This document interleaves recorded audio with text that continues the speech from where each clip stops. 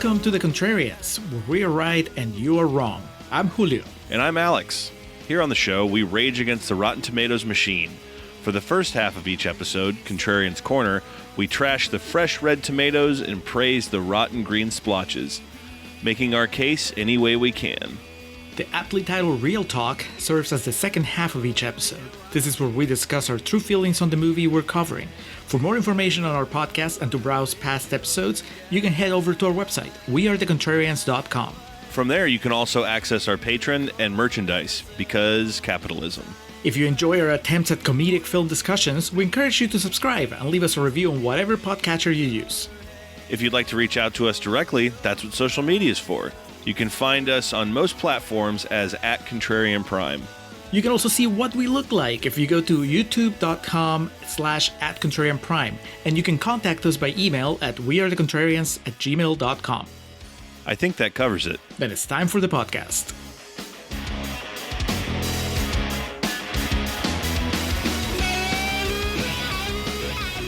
And we are recording for Contrarians Corner for Freddy's Dead, calling the final nightmare.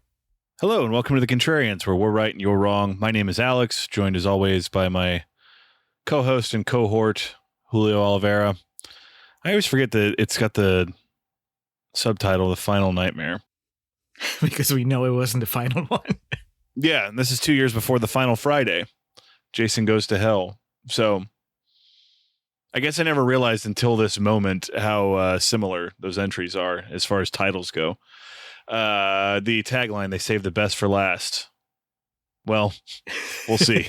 Again and again, the thing, they kept topping themselves. I always knew that Freddy was ahead of the curve, though. So Freddy decided to at least do the fake out of the end of the franchise first. Then it was Jason.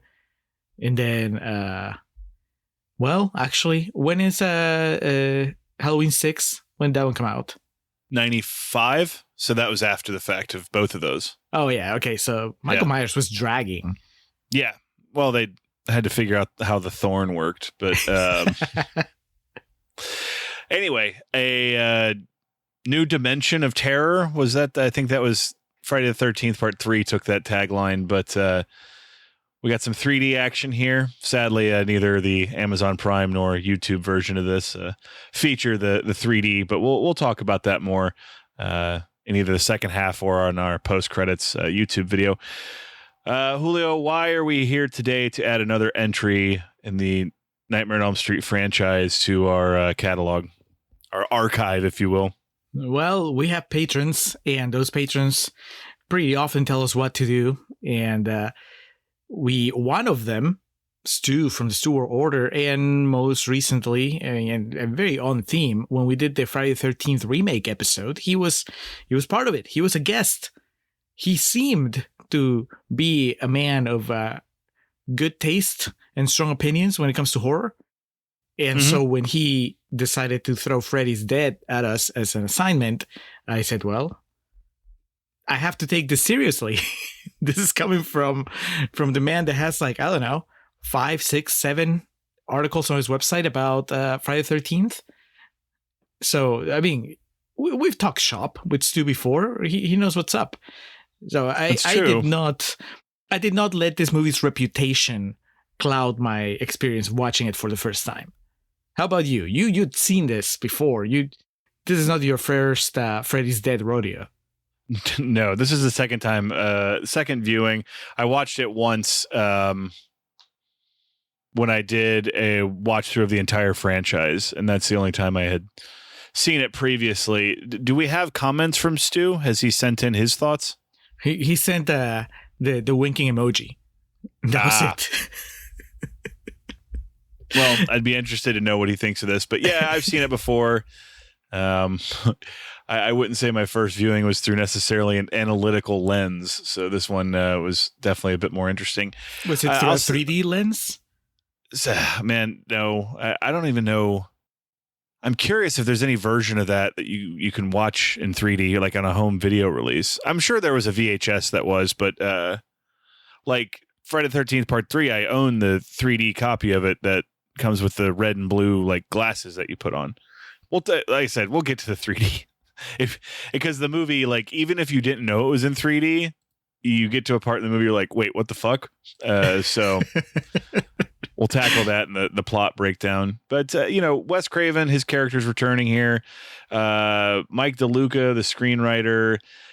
This is a star-studded affair in some aspects. The most famous name to come from the entire franchise returns home for a cameo here. We get some stars of the day. We get a random Alice Cooper appearance. Iggy Pop does a song for the movie. So it certainly was not without its share of spectacle. There's another important return to the Contrarians, Alex. Did you catch the name of the director? Did it sound familiar? Rachel Talalay? Yeah. I know she's heavily attached to the Nightmare on Elm Street franchise, but I did look up her credentials earlier. So she's returning twofold. Number one, she directed Tank Girl, Lori Petty epic. And then two, she was a producer on the 1988 Hairspray, which we talked about as well. Oh, I didn't get that far. Once I saw Tank Girl, I was like, that's it? I just turned my phone off. That's fair. Malcolm McDowell, bad guy. And Hairspray, she's a producer, so in title she's been around before, but no one's going to think anybody but John Waters when it comes to the making of that movie. But yeah, she is here directing after work as a producer on The Dream Master, that's part 4, and also work throughout the franchise's history with the visual effects, because from my understanding, she was one of the best at like computer effects of the day, of utilizing those while keeping the costs low. So she was very important to the slasher genre. And here she's behind the lens. That's just a little bit like when was it the choreographer from Grease that then took the reins for Grease 2? Yeah, it's something like that. Yeah, you're right. Got tired of being on the sidelines, watching all these dudes fucking it up. I'm going to tell you, I'm going to show you how you make a Nightmare on Elm Street movie. And it'll be the last one. Okay, interesting here. She was a producer also on Crybaby, which was 1990. So I'm curious if that's when the discussion began.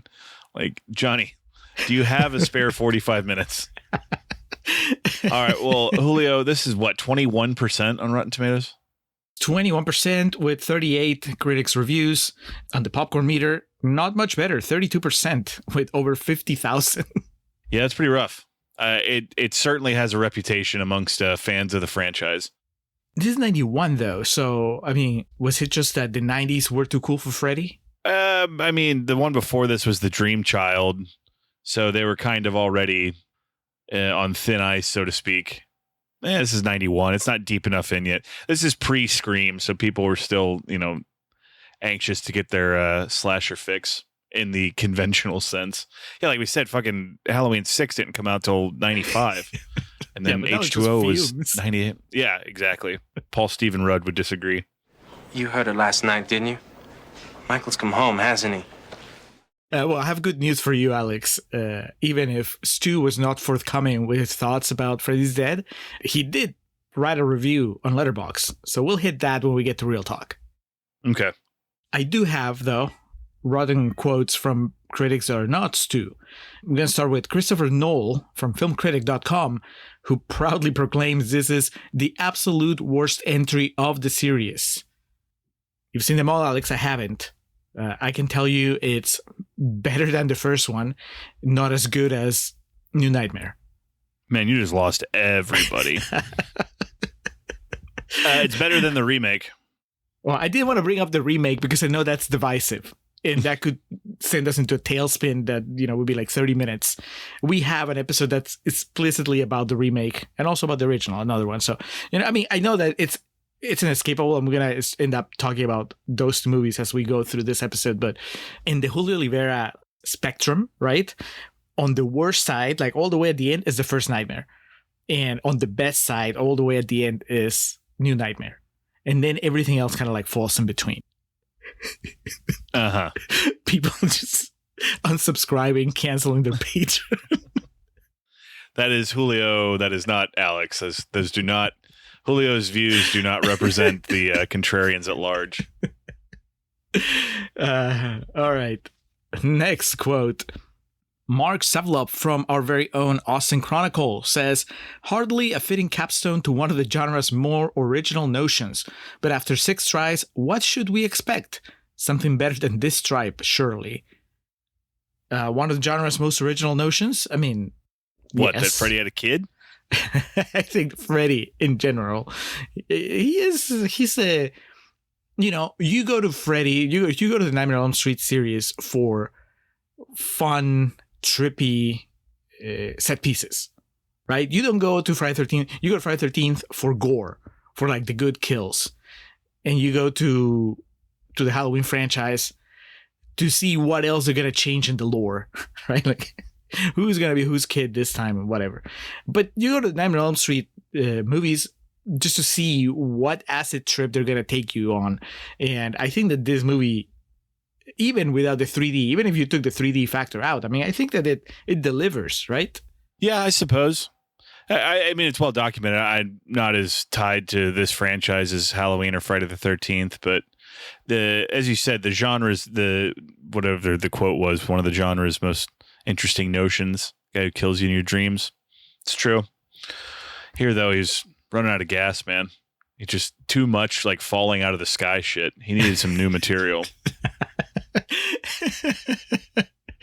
Oh, poor Freddy. He's been on the road for over a decade. He hasn't had time to go back to the studio and come up with new hits. All right, we're going to close with Scott Weinberg from evefilmcritic.com, who says, full of bluster and gimmickry. Does anyone involved even remember the original movie? I think clearly they do, right? I mean, it's not just the Johnny Depp cameo, but I felt that there was a lot of lore that was imparted in this entry that builds on previous entries, especially the first movie. Am I wrong? I mean, I haven't seen them all, but I kind of felt that this was tying everything together.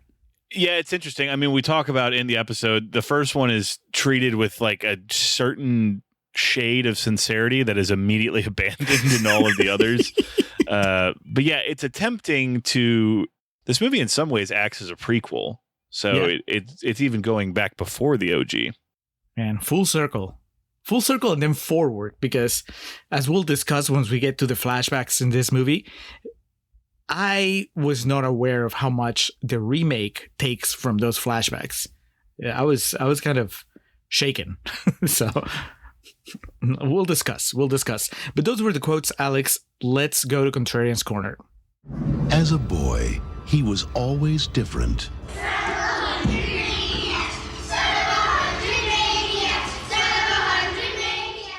All right. Julio mentioned 1991. This was released on September 13th of 1991, directed by Rachel Talalay, written by Mike DeLuca. Robert Shea, producer. He has a cameo in here, like with all these. Not New Nightmare. He just plays himself in that. Talks to Nancy. I can't remember her name, but the actress's name. Heather Langenkamp. There you go. Well, it's not quite back-to-back episodes, but in 2 of our last 3 episodes, Friedrich Nietzsche has come up. Dude, I laughed. I did not expect. That was just like when you get a glimpse of God's design. It's like, this can't be accidental. What are the odds that we would make such a big deal of Nietzsche on what was it? Which episode was it? Who quoted that? Was it Conan? Yeah, you brought it up on Conan. Yeah. Okay. Yeah, it was Conan. I feel like it's a little more. It packs more punch in this movie, because with Conan they were taking it seriously, and the reason that they bring it up in this movie, the reason that they're quoting Nietzsche, is just to make fun of it, right? Like to follow it up with a Freddy Krueger quote. Yeah, Freddy says it's the welcome to prime time, bitch. I mean, if that doesn't tell you the tone of the movie, if that doesn't, in all sincerity, tell you what to expect, I mean, it's on you. God help you. Yeah. I mean, come on. This is a movie announcing that we're just going to have fun. And I felt that, to its credit, the movie didn't rest on its laurels, right? It starts by giving you the, by then, iconic, it's primetime bitch line. And then Freddy spends the rest of the movie doing his best to come up with the next viral quip. And I don't know, Alex, does he succeed? We'll find out. I have my pick, but I don't know if you have one. Is that Nietzsche? You don't speak because of Friedrich Nietzsche. Set 10 years from now, Freddy Krueger has returned and killed nearly every child and teenager in the town of Springwood, Ohio. The only surviving teenager, John Doe, is confronted by Freddy in a dream. John wakes up just outside the Springwood city limits, but due to a head injury, does not remember who he is or why he is there.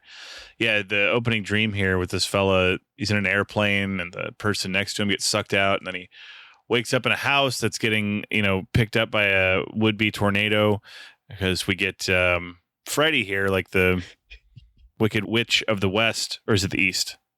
West. Thank you. He says, I'll get you, my pretty, and your little soul, too. And yeah, he transports him to the city limits of Springwood and then, throws him out of the dream. Then his head hits a rock. And then he ends up in the troubled youth's home where Breckin Meyer's ponytail resides. Good practical effects openings, by the way. Yeah. I figured, not just in the opening, but throughout the entire movie, there's a lot of, there's digital imagery.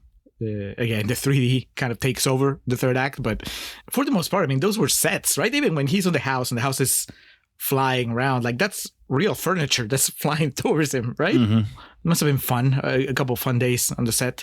I was going to say, though, speaking of Breckin Meyer, he is the biggest name, I think, to most audiences watching today, right? I know the guy that plays Doc, he's a well-known character actor, but I think that the target audience for this movie, not just at the time, but, moving forward, like anybody that watches the movie today, Breckin Meyer is the one that you recognize, right? As far as an actual character in this, there's a cameo that I would argue is of slightly bigger renown, but... Okay, well, yeah, I think I know what you're talking about, but... cameos are a different thing. Those cameos are not even in the credits. When I was watching the credits roll, I saw Breckin Meyer and I was like, okay, we're in good hands. At some point, Breckin Meyer is going to show up, and this is pre-Garfield Breckin Meyer, so, before he was a big name. Very 90s haircut, like the kind of shag up front, but the ponytail. It's not quite a Game Boy he's playing, but he, I guess he's a pyromaniac. That's why he's in this troubled youth's home. They find a fucking pipe bomb in his room. He's so charming, Alex. He is. He's flirting with his psychiatrist. At a shelter for troubled youth, 3 of the residents, Spencer, that's Breckin Meyer, an affluent stoner resisting his dad's attempts to get him to conform. Carlos, a troubled kid who was physically abused by his mother to the point of becoming deaf in one ear. And Tracy, a tough girl who was sexually abused by her father, planned to run away to California.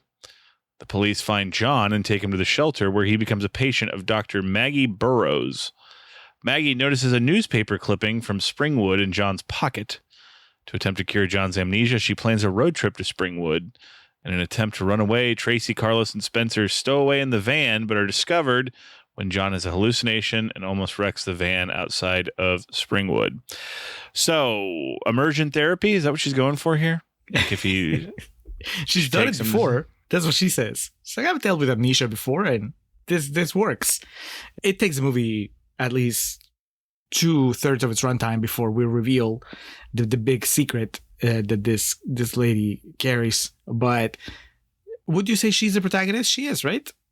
We may not know it at first. Yeah. That I think for about half of the movie, you're trying to figure out who you're supposed to follow. But yeah, you eventually come to the conclusion that it's her. The psycho/scream switcheroo happens much later in the movie, because at first you're thinking, no, this is John Doe's movie. Exactly. Yeah, because you start with him. Yeah, and he seems pretty certain about the things that he wants to happen. He has a goal. He has pretty clear ideas of what the movie should be like. And so, I was fine with either. I think that they're both very charismatic actors. They made me interested in their plight. You have to bring your A game when you're next to Breckin Meyer in most scenes. But I was down with I guess it's like a classic horror trope. You assemble the team, and then you send them off into a mission where most of them are not going to come back from. So as we put this team together, Alex, the Freddy's Dead Avengers, did you have a guess as to who was going to be the first one to go? I'm trying to remember when I watched this. If I probably would have assumed Carlos, because he has, if you've seen these movies up until this point too, you've seen it 5 times. At this point in the franchise, the person with the affliction is going to go and it's going to play into it somehow. And, this thing doesn't start off too like really hot and heavy in terms of the violence, like some of the others you could cite. So I figured Carlos would be the first to go. You would have been right. And that's like the fucking set piece of the entire movie.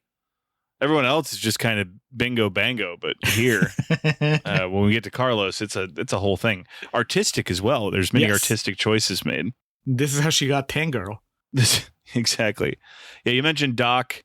He is a co-worker, a peer of Maggie's, and he's working on a theory about dream therapy. Like even from the jump here, he's he believes in it strongly and pretty insistent on it working. Arguably, he might have been the one character that has watched the other movies. Do you know this actor from anything? You said he was a character actor, and I was trying to look up and see if I do know him from anything. I don't believe so. What do you know him from? Isn't he an alien? He is. Good one. Yeah, he plays Dennis Parker, the technician. Like, I know on my notes, because I just knew that he looked familiar, but on my notes, just for shorthand, I'm like, okay, well, this is the proto Sam Jackson, right? You're not going to get Sam Jackson on a Freddy's Dead movie, certainly not in 1991, but you can get this guy, and he gives you the goods. He's the voice of reason. He also practices alternative medicine. That's in vogue today. I liked him, and I was glad that he didn't die right away. Because usually that's what happens, right? Like the guy that knows the most gets killed early, and then everybody else has to scramble. But no, he makes it all the way to the end. His last film role was in Witness Protection, starring Larry the Cable Guy and Jenny McCarthy. Mic drop. He went out with a bang. Like, England? Who cares? But his theory actually is so good that they recycled it for Freddy vs. Jason, of bringing Freddy out of the dream into the real world. So, way to go, Doc. Well, I mean, in all fairness, this is from the first movie. The only difference is in the first movie, they didn't know what to do with it, right? Like Nancy in the first movie, she's working with a machine that's very similar to what Doc has in this one, right? They put her to sleep, and doesn't she come back with a hat? Oh, yeah. I'm blanking on that. Yeah, the difference is that in that movie, they don't have any reaction at all when that happens. Oh, duh, they bring him back because they set him on fire and he marches through their living room, leaving these big fucking steaming footprints that they just say, nothing happened. Yeah, but the doctors that put Nancy to sleep, I mean, I think that when she comes back with a hat from another dimension, they just kind of, all right, and then just move on with their lives. And here, Doc is actually interested in, okay, well, what happens next?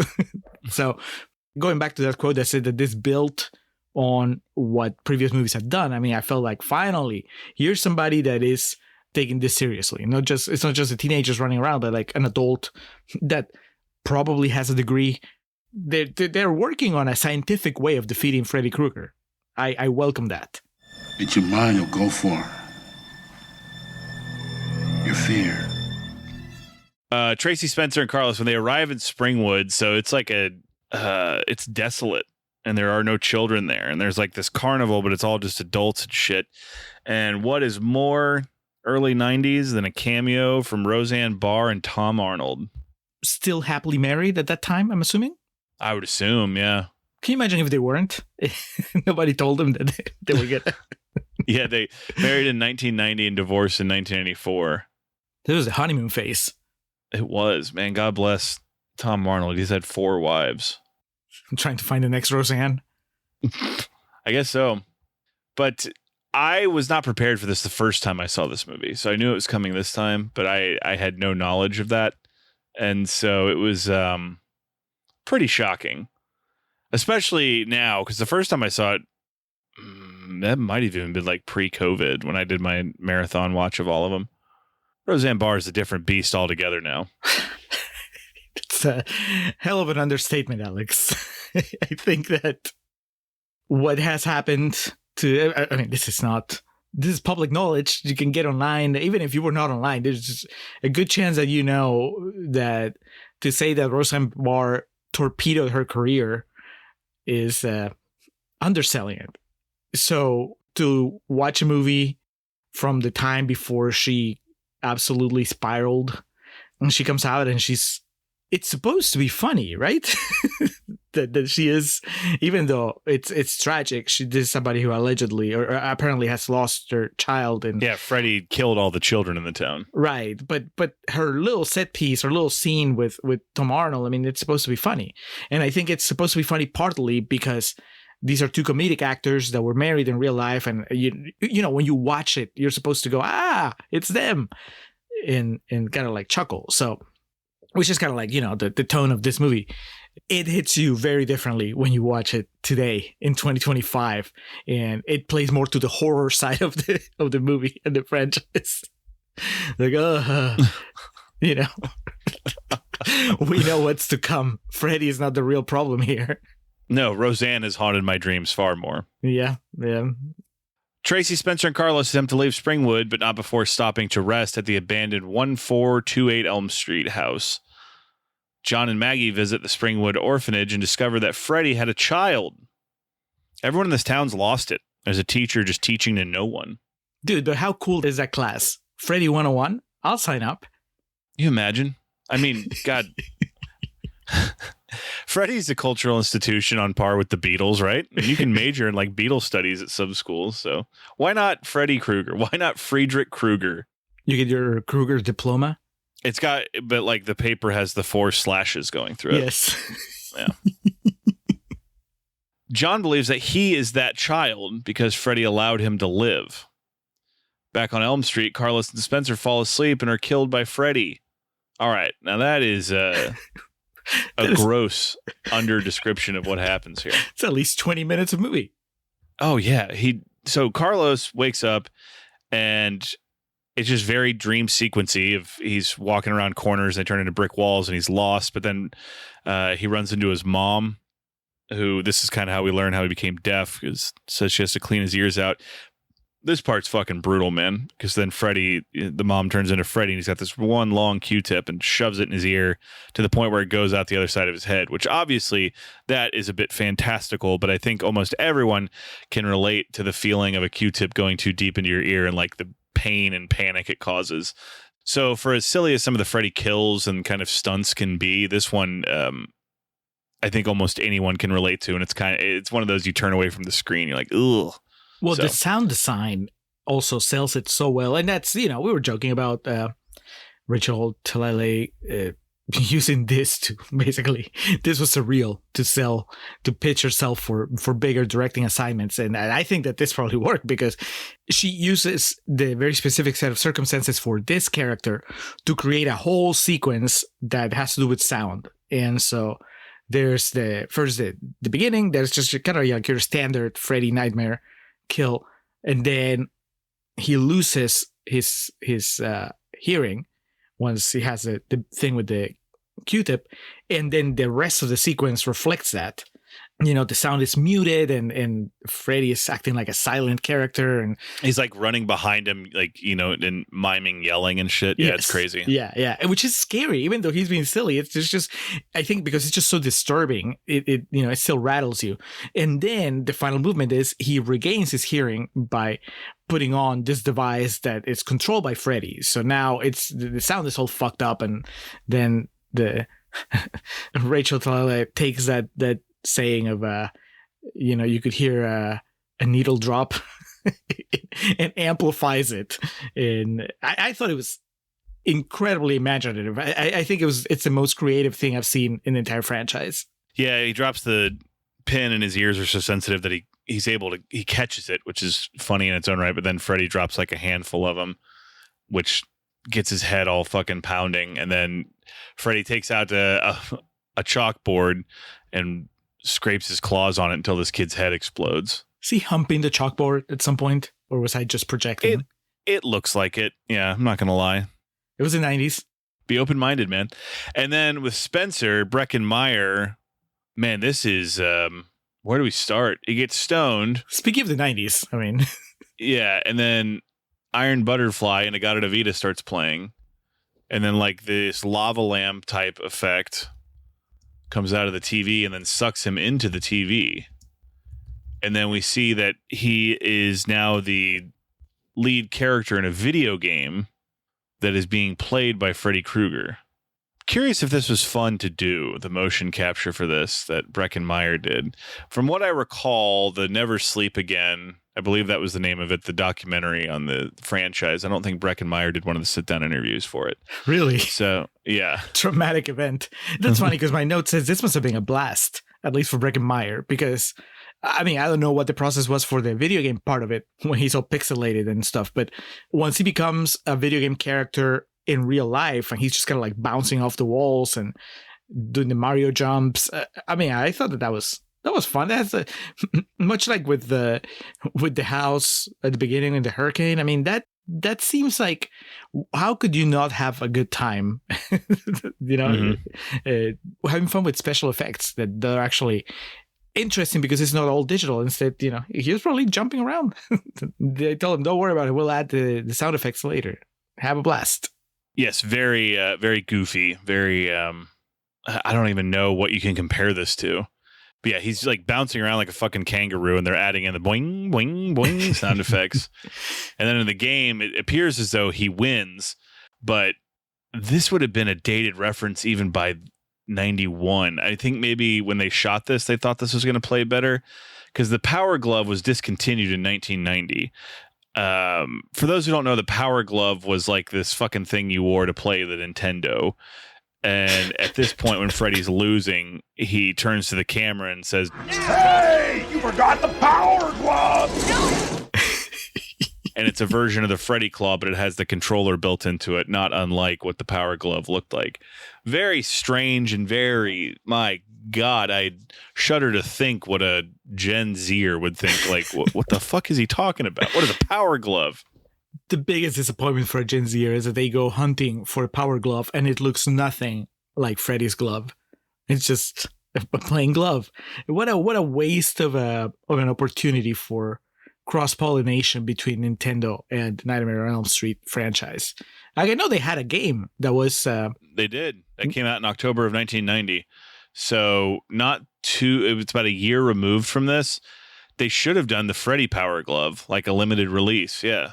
You can play your game and you can murder people. Never played it. I think we talked about that in one of the other episodes. I played the Friday the 13th NES game, and that was infuriating. I played both. And yeah, you're right. We must have talked about this in one of the other Nightmare on Elm Street episodes. But just for those of you who, you're already here, I'll just say this. It was one of the rare 4-player games for the Nintendo. That's right. Yeah. So that was fun if you had the peripheral. If you were just a normie like my brother and I, you just play a 2-player but you imagine what it would be like if there were 4 people. We're like, man, that must be crazy like this movie. Alex, we've had this conversation before. It seems like it's something that we always come back to because it's probably at the center of the Nightmare on Elm Street franchise, right? Like, how much fun is too much fun when your villain is a pretty horrible person, right? But this movie, I think the way that it solves the problem of like, maybe we shouldn't be having this much fun in a movie about Freddy Krueger is by telling you from the very beginning that you don't have to take anything seriously. So I didn't have that problem when I was watching, with this movie. When I was watching it, I'm like, this is the funny one. This is supposed to be funny from the beginning. And so watching it as a comedy, I think that it works really well. Was that a problem at some point where you're like, I wish that they weren't so funny? It's a Nightmare on Elm Street franchise. We just talked about Welcome to Prime Time, bitch, and you think about all the one-liners that Freddy's had. So I have a hard time thinking that it has to be deathly serious. I'm glad that you came to terms with the tone. Because I can imagine people, in fact, I don't have to imagine them. We have quotes all over Rotten Tomatoes where there's a lot of complaints about the tone and how like it's not scary and whatever. I was like, well, I mean, has it ever been really?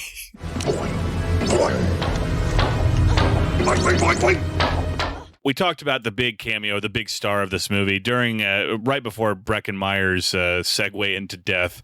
He's watching TV and there's an infomercial featuring Johnny Depp, who says, "This is your brain on drugs," the old famous ad. And then he gets whacked in the face with a frying pan by Freddy Krueger. So Johnny Depp returning to the scene of the crime, so to speak.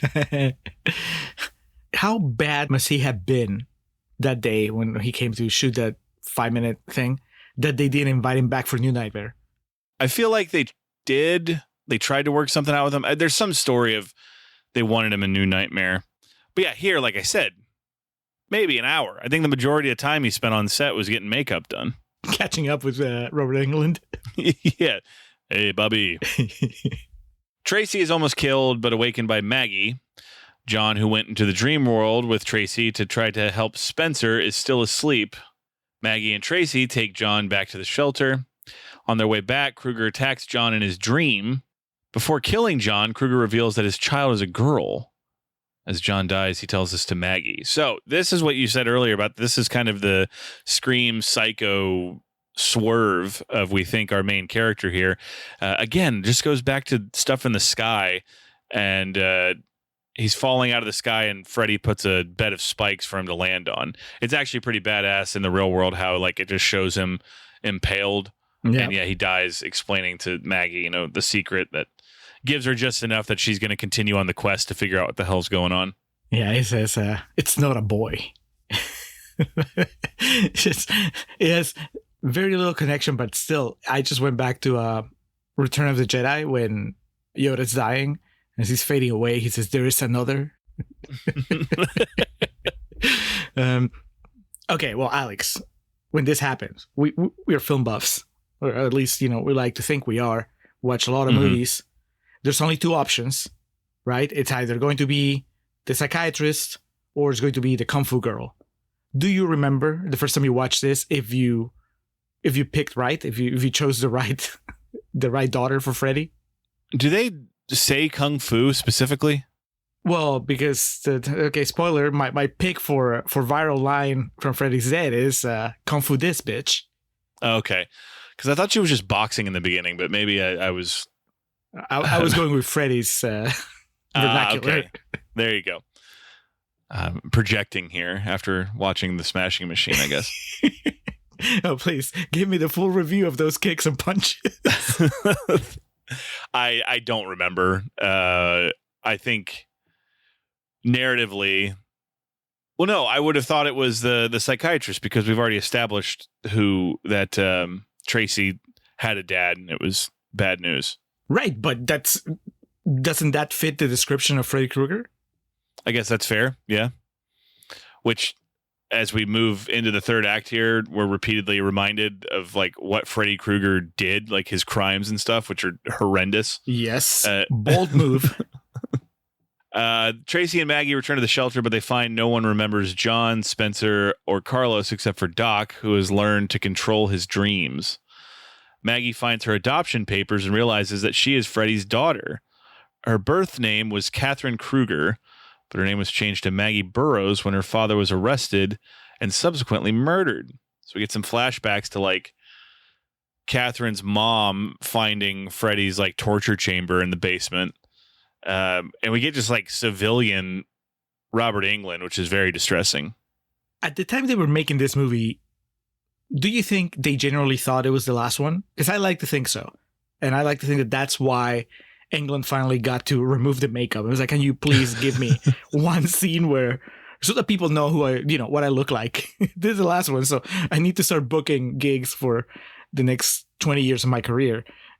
So he gets a couple of like pretty good scenes where he just looks like Robert Englund, right? Like, if there's anything close to an Oscar clip in this movie, it would be one of the scenes that Robert Englund gets to play as Robert Englund, not as Freddy.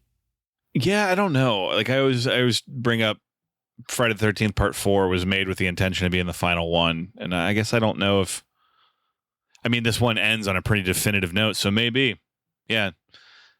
Robert's thing in his contract was, I want people to see my face. I want to be me again, damn it. Okay, but you're going to be murdering your wife. Okay, I'll take it.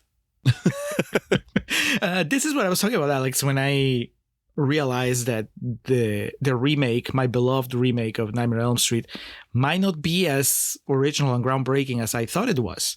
Because a lot of this stuff, the flashbacks of Maggie remembering that Freddy Krueger was her father and murdered her mother and the dungeon and all that stuff.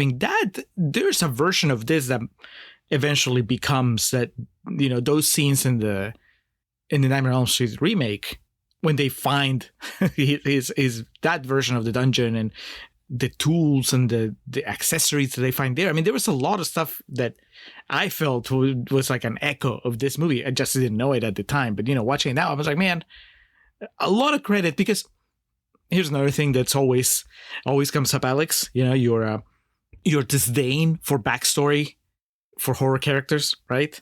You are steadfast. Sometimes, yes.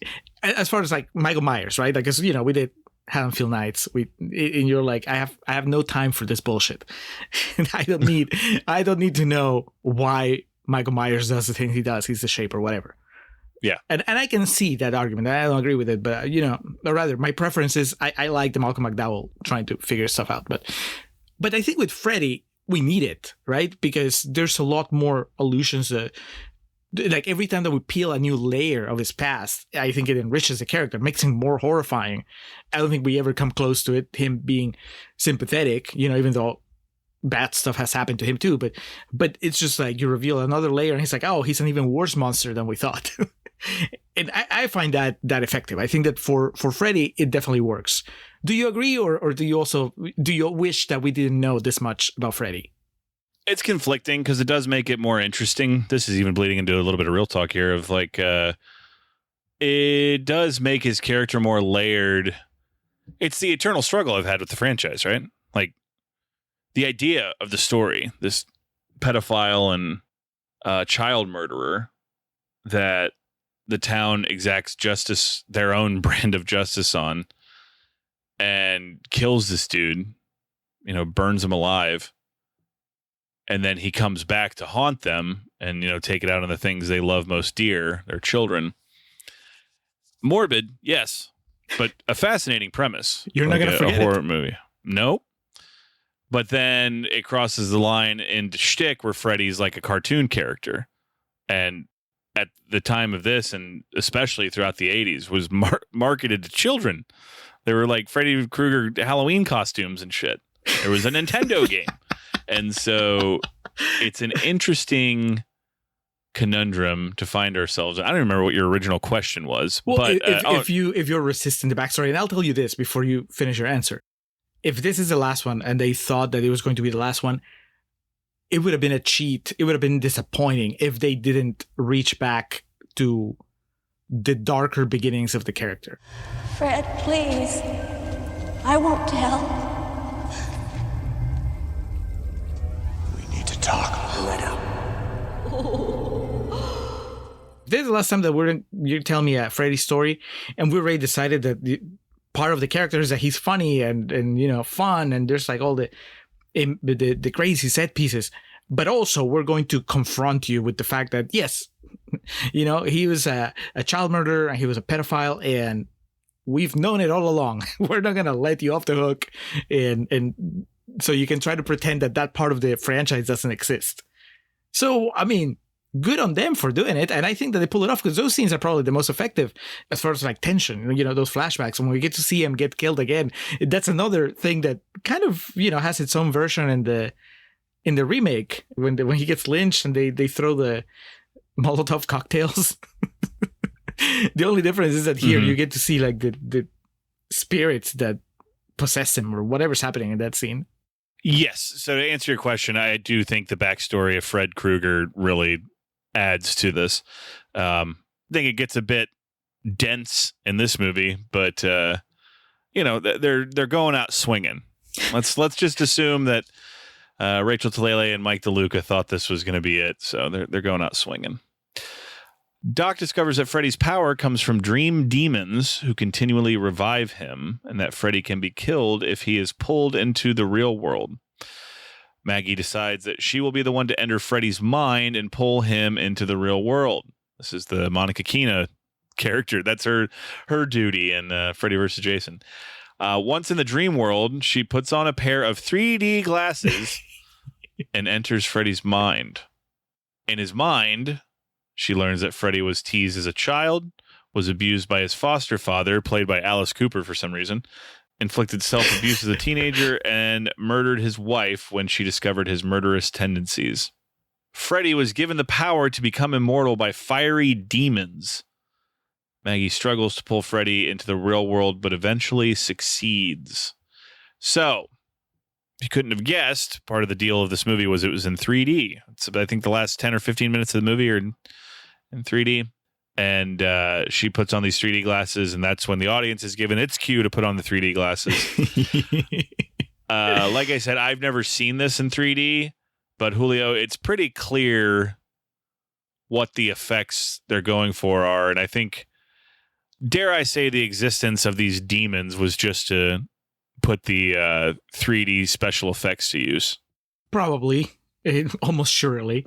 But I'll tell you this. I miss the days when the 3D sequences were something special that was deployed only at certain parts of the movie. Like, Cameron screwed it up for everybody because it's no longer special. Now the whole movie's in 3D. So you kind of forget about it when you're 10, 15 minutes in. Like, this makes sense. Like, it's an event, right? It's the first time and the only time that we've had a Nightmare on Elm Street 3D sequence. So I was actually pretty happy that they built up to it and they embraced the silliness. Like, I'm sure that the glasses that you got for the movie when you went to see it in theaters looked exactly like the ones that she puts on and then takes off in this movie, in the actual movie.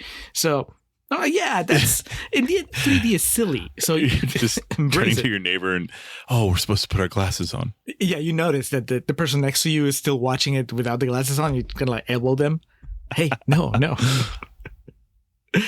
No, I thought it was so much fun. It's a shame that really there's no way. Well, but maybe it makes it special, Alex. Maybe it adds to the mystique of Freddy's Dead that it's almost impossible to watch it the way it was originally designed. Doesn't that make it more of a collector's item? What movie have you talked about where it had the 3D sequences that you put on your glasses just for a specific thing? Superman Returns. That's it. Which was great. And as I said, whenever I brought that up, I remember thinking that blew my mind. And I'm like, holy shit, I can't wait until we can watch an entire movie like this. And then, you get what you ask for. Be careful what you wish for. It's like my monkey's paw moment. Fucking James Cameron just showed me what was what. And we're still living with that. We have 5 avatars to go, and they're all going to be in 3D. Goddamn right. James Cameron can do no wrong. Have him do another Freddy movie. All right. Here we go. On eBay for $20, there's a pair of the Final Nightmare Freddy's Dead 3D glasses. With the movie? Yeah. I don't know if these were for theater or home video, but they're branded Freddy's Dead, and they have a coupon for 30 cents off of Barks Root Beer, the Freddy's Dead special. And then on the inside of the glasses, the cardboard has 2 advertisements for movies. One for, I can't tell which version, House Party 2, it looks like. And then Suburban Commando, R.I.P. Terry, the Hulk Hogan classic, where he drinks antifreeze and goes, antifreeze. Does it have to be Barks? Could you just get any drink? Can you just go, pib me, bitch? Yeah, it's the Freddy's Dead special. I get whatever soda I want. Maggie and Freddy end up in hand-to-hand combat against each other. She uses several weapons confiscated from patients at the shelter. This circles back. She uses the fucking pipe bomb that Breckenmeyer built to ultimately to compromise Freddy into a permanent end. Enraged by the knowledge of what he has done, Maggie tears off Freddy's clawed glove and stabs him through the stomach with it, embedding the glove's claws into a steel support beam and leaving Freddy suspended from the ground. Tracy tosses Maggie a pipe bomb, which she throws into Freddy's chest. The 3 dream demons, unable to revive him in the real world, fly out of Freddy after the pipe bomb hits him. So this is, of course, all flying towards the camera. Freddy's head comes off, and it's him screaming towards you in 3D. It was probably fucking quite the sight to see back in the day. Fist pump. When she's putting on the glove, he's like, put it on. It's in your blood. Do it. And she stabs him, tells him Happy Father's Day, kisses him on the cheek. And I thought this was the viral Freddy line when he has the pipe bomb in him and he knows that his goose is cooked. He looks at the camera like he's fucking Jim Halpert and he goes, Kids. And then he blows up. So is this a Father's Day movie, Alex? Will it make it to the rotation? Father's Day is in June, right? Yeah. I can never remember if it's, I know growing up, it was the third Sunday in June, but that might be different in the States. Father's Day 2026 is going to be June 21st. So yeah, that would be the third week. No, this movie came out in September. No, this does not qualify for anything. And it doesn't, the biggest thing is at no point does it establish it's actually Father's Day. So I don't want to hear it. I mean, the whole thing is about him being someone's father. Yeah, so is Cats in the Cradle, but it doesn't mean it's a Father's Day song. You can make it a Father's Day movie. If actually, it's a sneak attack on Father's Day. Like, sit down with your dad to watch it, and he thinks you're just being an asshole, making him watch Freddy's Dead, and then you get to the end. And then when that happens, you just turn to your dad and go, Happy Father's Day. Tracy, Doc, and Maggie rejoice as the latter triumphantly declares, Julio, it's the last line of the movie. It is not often, you and I always mark out for the titular line when someone says the title of the movie. It's actually the last line of the movie. She says, Freddy's dead. And then we go to the credits, which plays like a greatest hits compilation of the kills from the franchise up until this point. So between the last line of the movie and what plays over the credits, you could truly believe this is it. Yeah. And people walking on air as they exit the theater. They're like, it's over and it was awesome, right? Like you get the satisfaction of knowing that they stuck the landing. 6 movies in. They're like, oh my God, thank God. Thank God Just that like this was leaving good. Rise of Skywalker. Yes. It was a tall order, but they delivered. Did you get nostalgic watching all the clips from, back in the day? Yes, said, man, these were much better movies than this. That's Dream Child is not very good, so I kid. But yeah, it's actually, I like how it ties it all together, because that's obviously not what is typical in franchise like this, because, these properties get bounced around to different studios. Like you could never, I don't think you could ever do like a movie with like clips from every Texas Chainsaw Massacre in it, between all the different like studios and the rights and whatnot. So I think this is kind of a unique and individualistic note to end on for this. So props to New Line Cinema, Robert Shea, way to go. As it was, the end credits were rolling, Iggy Pop was belting a tune. Did you find yourself soul searching and trying to figure out when you had this feeling before, and then eventually came to the answer that it was at the end of Breaking Dawn Part 2? Sure. You remember the end credits there? They're also kind of bring everybody back from the franchise, even if they were not in that last movie. It's the closing scene of Scrubs when everyone's back, like, as JD's leaving the hospital. Yeah, I guess I remember that.